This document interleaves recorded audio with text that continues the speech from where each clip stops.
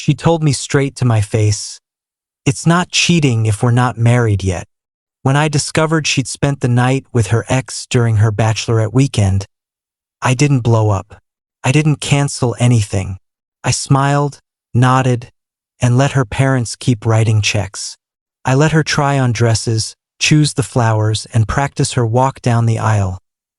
Then, when the minister asked if I took her as my lawfully wedded wife, I looked at the crowd and said, "Before I answer that, quick shout out to everyone watching at home. Over 14% of you beautiful people are already subscribed, and I'm so grateful.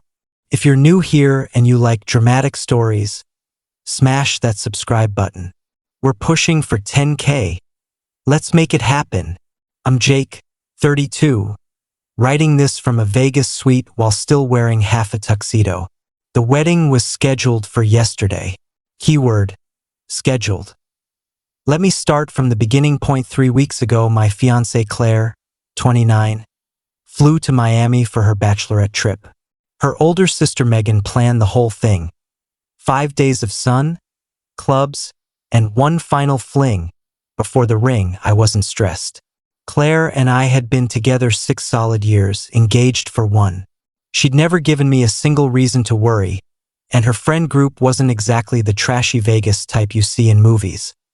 She came home Sunday night tanned and happy, scrolling through photos with me. Beach selfies, rooftop dinners, nightclub shots with the girls. Everything looked innocent.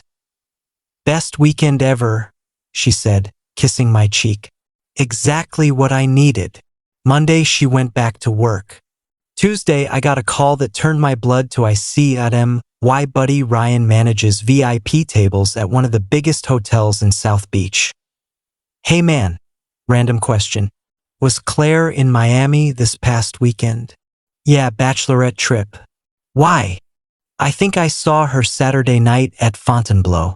She was all over some tall guy with dark hair. They looked real comfortable." My stomach dropped into my shoes. "You 100% sure it was her?" "Bro, I've met her at your place like 5 times. It was Claire." They were holding hands, dancing close, then left together toward the guest elevators. I thanked him and hung up, head spinning. That same evening, I casually asked Claire, "How was Saturday night?" "Oh my God, insane. We bounced between 3 clubs, danced till last call. So much fun." "Meet anybody interesting?" "Nah, just us girls." "Well, Megan's friend brought her boyfriend, but he basically lived at the bar." Lie number 1. Ryan never mentioned any boyfriend from the group. Wednesday, I called Megan pretending to reminisce. "Sounds like you ladies tore Miami up." "We did. Total blast." Claire said Saturday got pretty wild. "Anyone giving you guys trouble?" Long pause. "Trouble? No." "Why? What did she tell you?" Megan had no clue what I was talking about. Claire was making up stories. Thursday, I went full detective. Claire's own social media was suspiciously clean. Just the same safe group photos she'd already shown me. But when I checked Megan's and the other bridesmaids' accounts, Friday night and Sunday brunch were plastered everywhere. Saturday night, nothing. Total blackout. That weekend I made my choice. I wasn't going to confront her yet. I wanted undeniable proof, and I wanted her to think she'd gotten away with it. Monday I called Ryan back. "Bro, I know this is shady, but can you look into anything on your end?" He sighed. "You're my boy, so I'll do it. Give me a couple days." Wednesday he called me back, voice low. "Jake, the guy she left with is Marcus Thompson, Atlanta address. He paid for bottle service that night.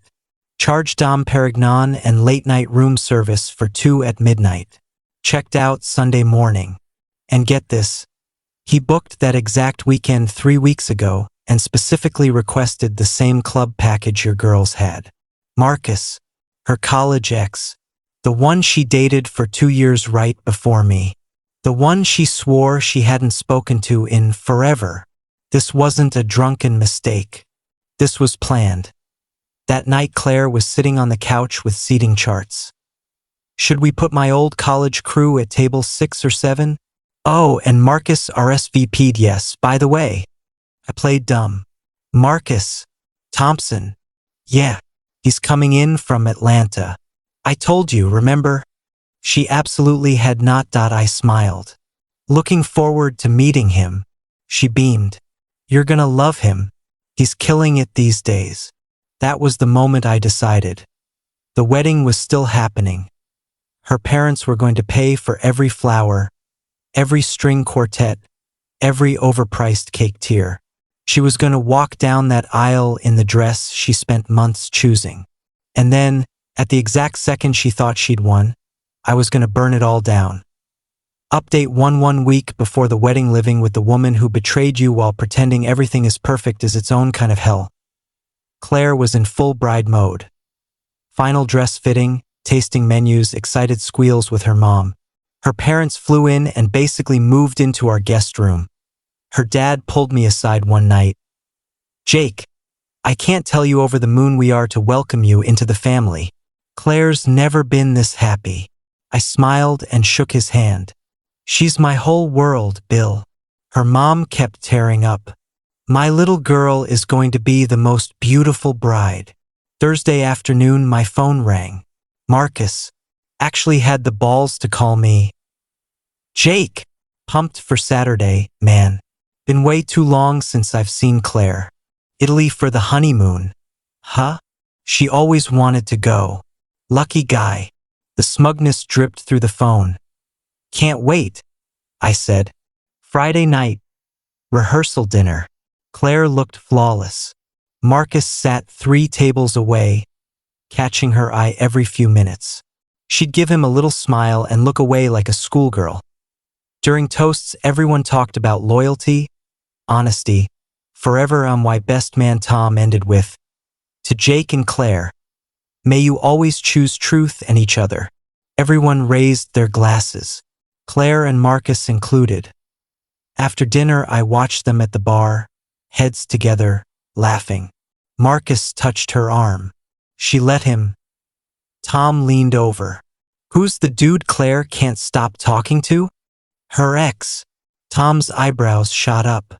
And he's at the rehearsal dinner? Apparently. Claire floated back over. Having fun, babe? Tons. You and Marcus were really catching up. She waved it off. Just old college memories. Nothing serious. I smiled. Can't wait for tomorrow. Update 2 wedding day. Yesterday morning started like any other wedding day. Groomsmen at the hotel suite, Bloody Marys, nervous jokes. Claire texted me at 10 a.m. Dying to see you at the altar. I love you forever. I replied. Going to be a day we'll never forget. 1 p.m. we lined up at the venue. Gorgeous outdoor garden. 150 guests. Perfect sunny day. Claire's parents had easily dropped 60-70K. Marcus strolled in wearing a smug grin and shook my hand like we were old pals. Big day, man. Claire looks incredible. Saw her this morning. You saw her this morning? Yeah. She texted me to make sure I didn't get lost. So thoughtful. 2 p.m. music started. Bridesmaids walked. Then Claire appeared on her dad's arm in the dress she'd obsessed over for months. Veil, flowers, radiant smile. Guests stood. Phones up. Her mom sobbing happy tears. She reached the altar. Her dad kissed her cheek, whispered something sweet, and placed her hand in mine. Take care of my girl, he said. I will, I answered. The officiant began the usual speech about love. Trust, fidelity, partnership. Claire squeezed my hands and stared into my eyes like I was her entire universe. Marcus watched from row 3, smirking.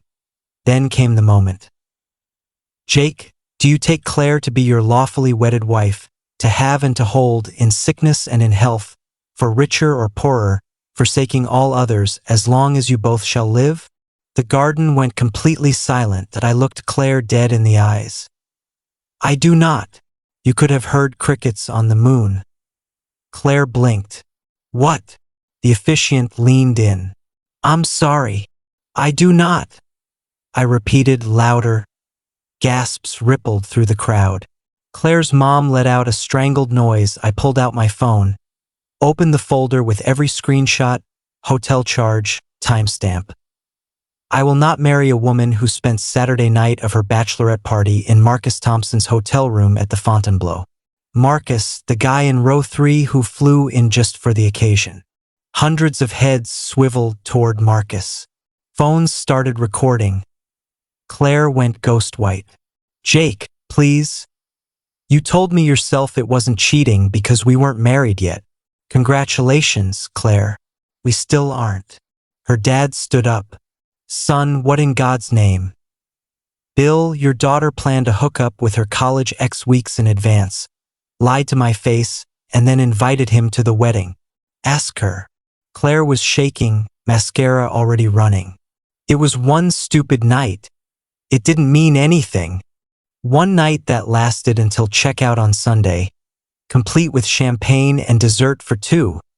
I said, have a nice life. I turned and walked back down the aisle while the place erupted. Tom yelled, Jake, where you going? Vegas, baby. Honeymoon suites already paid for. Final update 48 hours later. I've been filled in on the chaos I left behind. Claire apparently collapsed into hysterical screaming and crying. Her mom locked herself in a bathroom. Security had to escort Marcus out after half my groomsmen surrounded him. Claire's dad told the venue to serve dinner anyway. People flew in, they're going to eat. So 150 guests had a full reception while the bride sobbed in the bridal suite. Megan finally admitted she'd known the whole time and helped cover it up. Claire's parents drove back to Oregon in stunned silence yesterday. Her dad called me, Jake, I'm so sorry. If we'd had any idea, the money is the least of it. What she did was unforgivable. Claire has sent roughly 400 texts ranging from, it was a mistake, to, you humiliated me in front of everyone, my personal favorite. Marcus got fired. Someone sent the video to his employer. He violated their morality clause and got canned yesterday. Me? I'm in Vegas with Tom and 3 other groomsmen living the bachelor party I never had. Shows, tables, steak, the works. Claire wanted to eat her cake and keep it too. Instead, she got exposed in front of every single person she knows, lost her dignity, her reputation, and the man who would have given her the world. She was technically right. It wasn't cheating if we weren't married yet, and thanks to 3 little words at the perfect moment, we never will be. Appreciate all of you who came along for the ride. Now if you'll excuse me, the blackjack table is calling. Peace out.